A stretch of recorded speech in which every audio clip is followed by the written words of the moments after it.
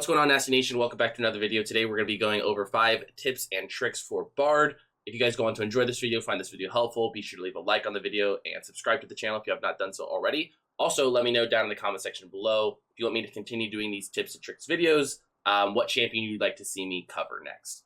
Anyways, we're going to go ahead and get started first by taking a look at Bard's passive. So if you guys aren't familiar with Bard's passive, this is pretty simple. It's just all these chimes that you're seeing around the map. This is coming from Bard's passive. So I have 3 pieces of advice when it comes to when exactly you should actually be going out of your way to grab these chimes. So of course, the first reason that you would be gathering chimes is if it's just convenient. Let's say you're on your way to lane, let's say you're roaming mid lane, let's say you're going towards the dragon, and you just happen to see one. There's no reason you would ever not pick these up, right? So first things first, you're gathering chimes if it's convenient to do so. The next scenario that you might find yourself going out of your way to get chimes is going to be specifically in the lane phase. And this is if you happen to run out of mana and you need to go out of your way to get some mana and come back to lane because your chimes, of course, give you some extra mana. So let's say you're trying to get a gank off, or you're playing really aggro in the lane phase. You're using a lot of abilities, whatever it may be. You're putting your W down. You're trying to sustain. There's a lot of reasons that you can run out of mana while playing Bard. Then you're going to need to go out of your way to try to get some of that mana back. So you would just kind of leave the lane for a little bit, pick up some of these chimes that are kind of nearby. You know, a chime like this one, way too far out of the way. These ones in the river, maybe you got to come back here a little bit. I might even say that this one here is a little too far out of the way. Mainly when it comes to gathering chimes so you get mana in the lane phase, you're really not looking to go too far out of your way. And it also really depends on if your ADC will be safe. If, let's say you have someone like a Jinx who's very immobile, that's not an ADC that you can afford to just leave it in lane at any point in time. So maybe you need to help shove a wave first, or maybe you want to wait for them to recall, or you know, whatever it may be. Make sure that they're safe, or make sure you have vision on the jungler.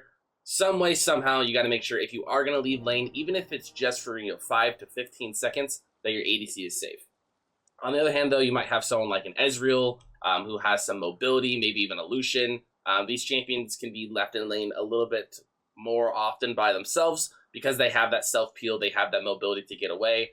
So that's a situation where you can definitely, go out of your way. You don't have to think too much about it. Pick up some chimes and come back, and your ADC will probably still, hopefully, be there for you. And finally, the last circumstance that I find myself going around the map picking up chimes is if there's really just nothing better for me to do on the map. Let's say a lot of teammates died, or a lot of teammates, had to go back to spend some gold. Whatever it may be, let's say my teammates are off the map. I find myself on the map with not a whole lot to do. I'm going to go around the map, and I'm going to try to look to pick up chimes. However, this is something a lot of Bard players are already doing. You do just have to keep in mind that you can't always do this. If there's a chime over here and it's 20 minutes into a game, 15 minutes into a game, it is pretty dangerous for me to go all the way over here just to try to pick up some chimes. So you're looking to go pick up some chimes that are convenient, that aren't going to be too risky, and you definitely don't want to get picked just by going to pick up a chime because it's really not all that worth it. So just to recap, you are picking up chimes if it's convenient, if you can just take a step or two out of your way and pick up a chime. You're picking it up if you're out of mana in the lane phase and your ADC can be safe. And finally, you're picking up chimes if there's really nothing to do on the map and you can afford to go out of your way a little bit and pick up some chimes without putting yourself in danger. Now, this next piece of advice is going to be all about Bard's Q, and as it goes for a lot of abilities in the game, this is one of those abilities where you can first start the ability, start the animation, and then flash. You could do this forward, you could do this backwards, you could do it at an angle. This is not new information. You could do this with a lot of different abilities. The reason that it is a little trickier with Bard, though, is because he has a very unique ability. Landing the ability isn't always what you're trying to accomplish. Sure, you can land it, you get the damage, you get the slow, but what you are really trying to accomplish when using this ability is, of course, trying to get that stun off. And that's why this Q flash mechanic can be a little tricky. For example, let's say I'm standing on an angle like this. No matter how I put this, even if I put it at the side, if I hit him right in the middle, I can get the damage, I can get the slow, but there's no way I could possibly get the stun. Of course, if I'm standing here, I can misplace it there and not get a stun, or I can hit it there and get the stun, right? So there are situations where, you can land it one way and get the stun, or you can land it the other way and get the damage. Other times, you're going to be stuck like this, where it doesn't matter where you throw this Q, it's not landing no matter what. And then we can mix in the Q flash mechanic to help us reposition and get that stun off. So it's pretty tricky to do. I'd recommend you go into the practice tool like this and try it for yourself. Again, you can miss it like this, or you could first aim at the terrain and then flash like that, and it gets the stun off. So it's a little tricky because more times than not, when you're using a Q flash ability, you're aiming at the enemy. And as you can see here, that doesn't always work. So instead, what you want to try to do is aim at the terrain and then flash. That allows it to line up. Again, it's a little tricky. I hope I explained it well enough, but I would definitely recommend you go into the practice tool and try this out for yourself. Because again, if you find yourself in a situation like this where there's no possible way you can land the Q and get the stun off, you're gonna have to know how to do this. Moving on to Bard's W, this one is pretty simple, but still really effective. A lot of people already understand that, Bard's W does give some movement speed on top of the heal that it always gives. But I always see people, when they're trying to use it for the sake of movement speed, casting it on themselves. And as you can see there's a little bit of an animation where Bard kind of raises his hand. And what's happening during that animation is you're wasting some of the movement speed bonus while you're in the middle of that animation. So it's kind of awkward to do it, but what you actually want to be doing is placing it in front of you and then walking through it. That way you're getting 100% of the movement speed while it's on you, instead of wasting a portion of that during the animation. And this can be really important if you're trying to run away from somebody. That little bit of extra movement speed, that little bit of time that you're saving, could be the difference that you need in order to escape. So if you're ever trying to use W on yourself for the sake of movement speed, casting it in front of yourself first and then running through it is always going to be the best scenario. All right, next up, we're going to be taking a look at Bard's E. Everybody, for the most part, should already know about this portal from base. It's not a secret by any means, but I did want to show how I always get it off to be the perfect portal, because I know a lot of people will just come over here, stand at a random spot, and then just like randomly click until they get the portal off. A lot of times you're going to mess it up, and it's going to be short like this. So what I actually do, I come over here, I stand exactly on this little stone that you can see here in base, this one right here.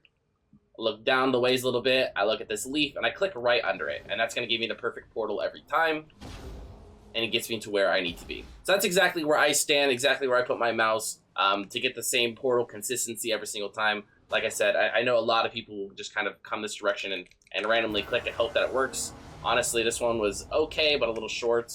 But the way that you can guarantee it every single time, again, standing on this stone, aiming down here below the leaf, and that's how you get it every single time.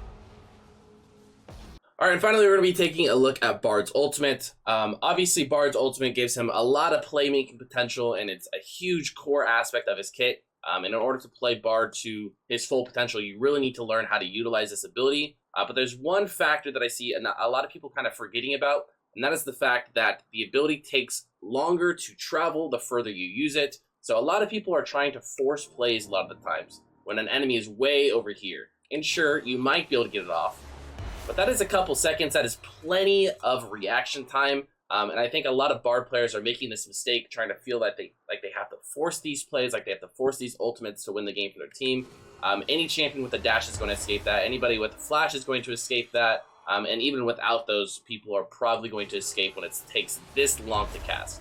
So I'm not saying never use your ultimate from a distance like this, but it is really, really difficult, and you're going to come up short a lot. And if you are constantly looking for ultis from this range, you are definitely going to be hurting yourself. This range is, pretty much guaranteed, or at least it should be if you are using it correctly. This mid-range, even then, you could be able to land it. But when it gets to this far, it's going to take way too long for your ulti to come out and to land on top of them. So my piece of advice mainly is try to focus on using your ult from shorter ranges. This is just going to give you a better chance of landing your ultimate, being more efficient, being more consistent. And when it comes down to it, this is an ability that you can't afford to miss the entire game. You're going to have to start taking these more guaranteed plays and start using it from a shorter distance. And that is going to help you make plays and be a lot more effective in your games if you just factor that in a little bit more often. Well, ladies and gentlemen, that is going to wrap up the end of this video. I went over my 5 tips and tricks for Bard. If you guys, again, went on to enjoy this video or find it helpful, I would really appreciate it if you could leave a like on the video, subscribe to the channel if you have not done so already, and let me know down in the comment section below what champion you'd like to see me do a video like this for next. Anyways, thank you guys so much for watching to the end of this video. I really do appreciate it, and I will see you guys in the next one. Peace.